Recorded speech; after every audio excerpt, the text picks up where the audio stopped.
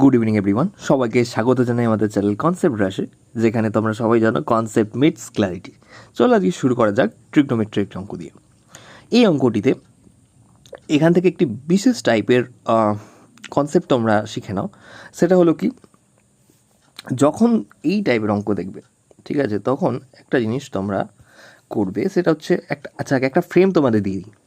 যখন থাকবে a sine theta plus b cos theta equal to c, এরকম লেখা থাকবে, তাহলে তোমরা এইটাকে যদি সি দিয়ে উভয় পক্ষে ভাগ করো, তাহলে এখানে হবে a by c sine theta plus b by c cos theta equal to 1। তাহলে এই টাইপের যখন ফ্রেমে আসবে, তাহলে মেন অঙ্কটা এই ফ্রেমেই আছে, a sine theta plus b cos theta equal to c, same 5 cos theta plus 12 sine theta equal to c. তাহলে এখানে কনস্ট্যান্ট টার্ম রয়েছে কিছু, আর তাহলে সাইন থিটা আর কস থিটা রয়েছে, ঠিক আছে। তাহলে এখানে 13 দিয়ে উভয় পক্ষকে ভাগ করবে। আচ্ছা, এবার একটু বলে দিই এখান থেকে কী হয়, এখান থেকে কী নোট করবে তোমরা, এই জিনিসটা কী নোট করবে, এখানে এ বাই সি এর যে মানটা আসবে সেটা হবে সাইন থিটার মান, সাইন থিটার মান।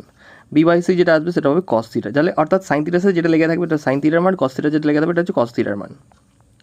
তাহলে এখানে আগের এখান থেকে তুমি কী পাবে, এই অঙ্কটাকে যদি তোমরা দেখো 5 cos theta by 12 sine theta, তাহলে এটাকে যদি 13 দিয়ে ভাগ করা হয় তাহলে কী হবে, 5 by 13 cos theta plus 12 by 13 sine theta equal to 13কে ভাগ করলে 13 দিয়ে 1 থাকে, তাহলে এটা হবে কি কস থিটা, এটা হবে কি সাইন থিটা, তাই তো, এটা হবে কস থিটা, হবে সাইন থিটা। তাহলে এখান থেকে ট্যান থিটার মান চেয়েছে, তাহলে ট্যান থিটা ইকুয়াল টু কত হবে, সাইন বাই কস, সাইন মানে কত দেওয়া আছে 12 বাই 13 বার করেছো, এটা ভাগ 5 বাই 13 দিয়ে, 5 বাই 13 দিয়ে, তাহলে এই 13 কেটে যাবে, হবে কত 12 বাই 5।